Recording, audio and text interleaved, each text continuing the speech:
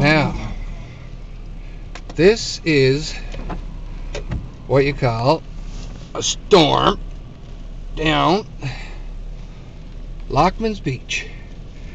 As you can see, the water's coming right up to the car, and the waves are probably, I don't know, around 10 to 12 feet right now, and it's just hard to get a clear. As you can see some coming in there, and I'll back up there a little bit,